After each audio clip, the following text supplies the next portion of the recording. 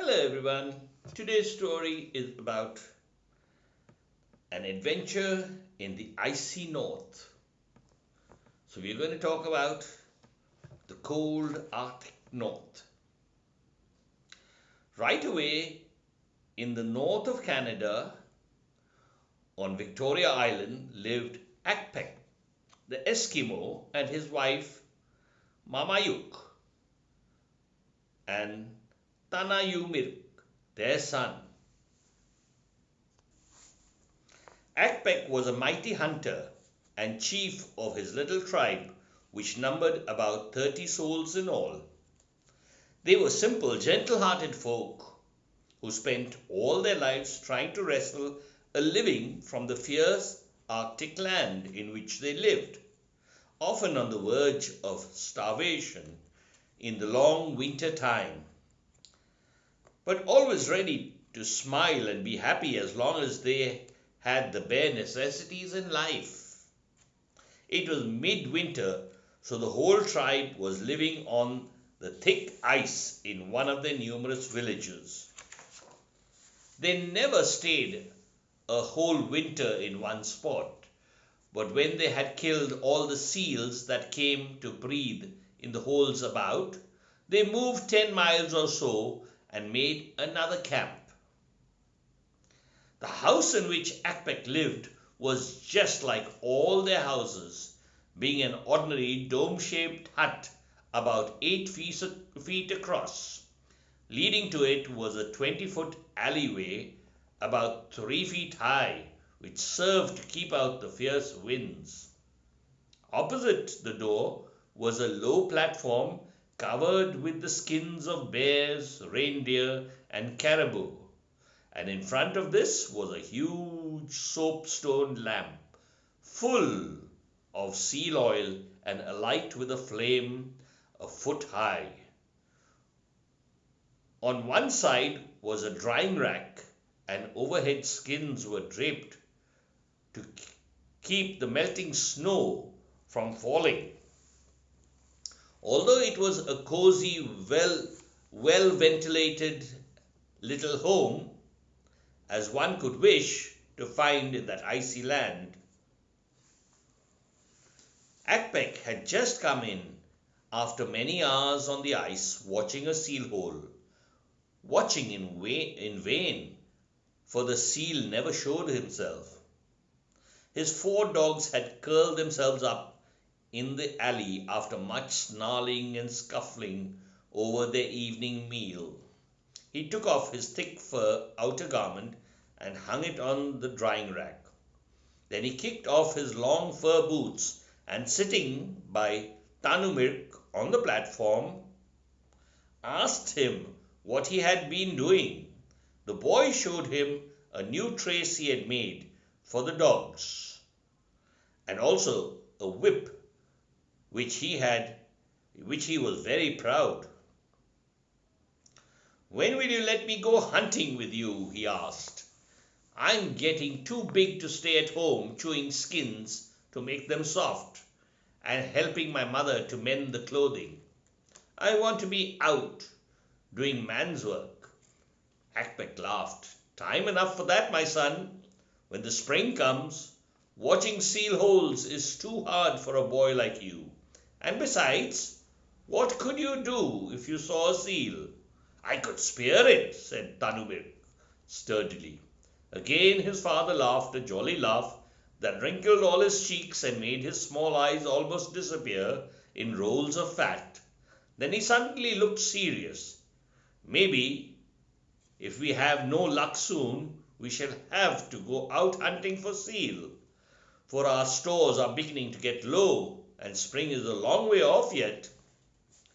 Just then there was a commotion amongst the dogs, and a child came creeping in to tell them that Ilavi Nirk, Alpek's brother, had brought home a seal.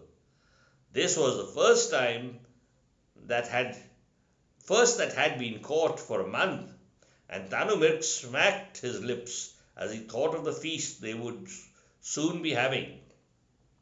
Well, Mamayuk laid aside her sewing trimmed the wick of the lamp, and put snow in the big pot that swung over the flame, Akpek went out and later on returned with his share of the seal, which, as he was chief, consisted of some of the tastier parts.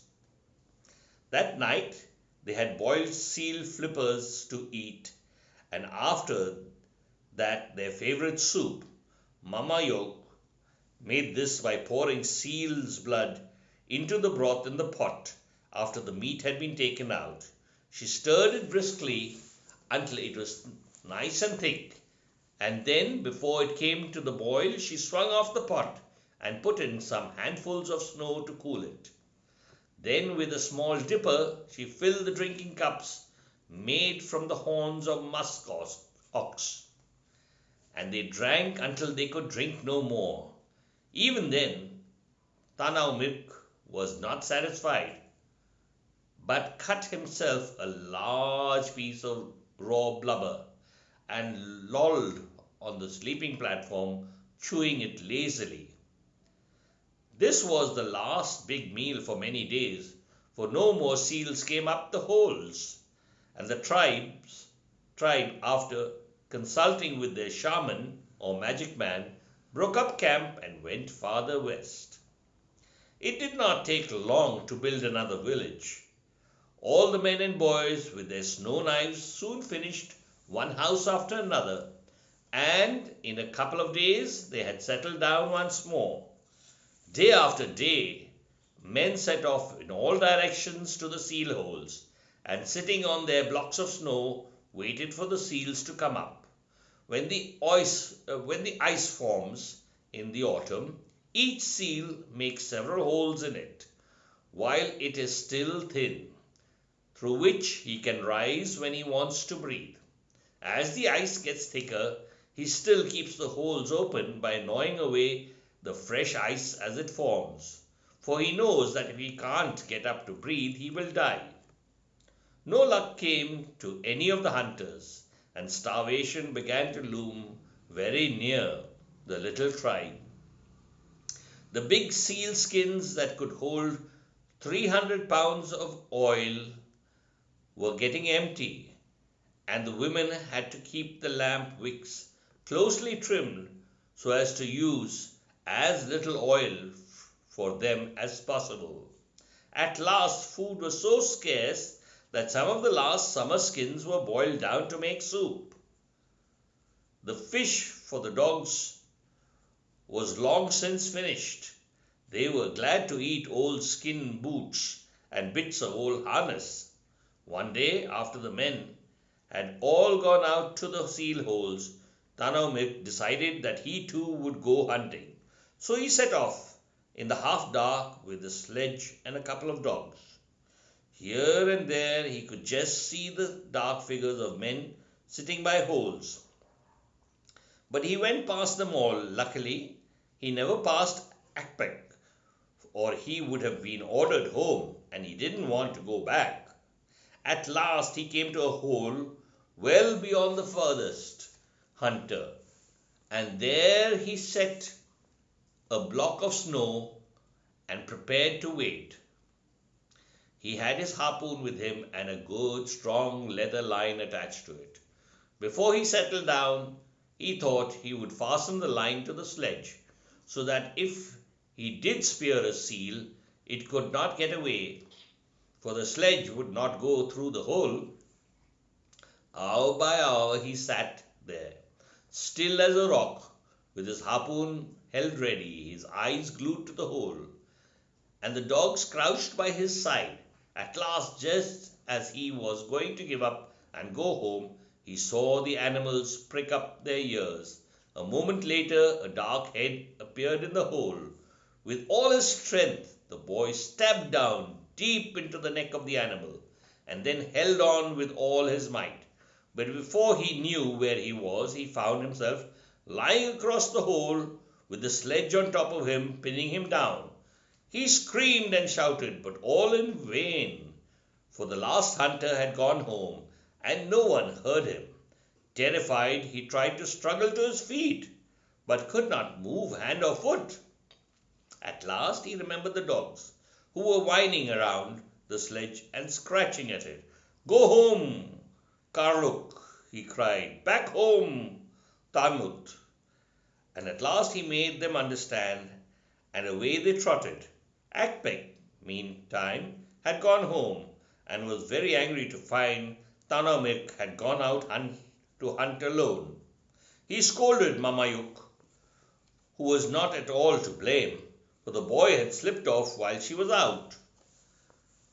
As the time went on, however, Akpek began to get anxious, and at last he took his outdoor coat from the drying rack and slipped it on, intending to search for his son. He was just pulling on his boots when the two dogs came scrambling through the alley into the hut. Here he is, said Mamayuk happily, for he took Karluk and Tamut with him. But Tanumuk did not appear, and the dogs whined and kept making little darts towards the passage. So Akpek knew something was wrong. Out he crawled and roused his brother Ilavirnik, and together they followed the dogs. When they arrived at the hole, poor Tanomir was almost unconscious. He managed to gasp out seal, however, and together the two men strained and tugged at the sledge until they dragged it off the boy, only to find it being drawn into the hole once more. With difficulty they held it while Akpek pulled the lad aside. Then the two men saw the line going down the hole. Quick! He has speared a seal, shouted one. But it must be a monster, for it is more than I can hold. Again the two men tugged. At last up came the dark head of the dead seal. After much straining, the whole animal lay upon the ice. It was a monster for sure, for it was a bearded seal, 4 times as big as an ordinary seal, and one that no grown man had ever tackled alone. Akpek was very proud to think that his son, a boy of 14, had harpooned one all by himself. No one had ever heard of such a thing before. Gently they placed the boy on the sledge and hurried back home. At the village, all the tribe turned out to greet them. And when the news was told, the men started off with their hunting knives to skin and cut up the great beast and bring it home before it froze too hard. Tanaumir, safe in his home, wrapped up in skins, soon recovered sufficiently to relate what had happened, and needless to say, Akpek forgot to scold him for his disobedience. That night all the tribe feasted royally. Once more the flames of the lamp blazed up high, and Mamayok sang queer little songs to herself as she busily prepared special tidbits for her son and made his favorite blood soup. Neither the dogs, Karluk and Tamut, forgotten. They were brought in from the alley and given the best meal they had ever had, and all night long they lay beside their little master in the warmth of the great soapstone lamp. So once again, Buster and me saying bye-bye and thank you for listening. I hope you enjoyed that story, and there are many more from where they came. So bye-bye to Buster and all of you. See you again tomorrow.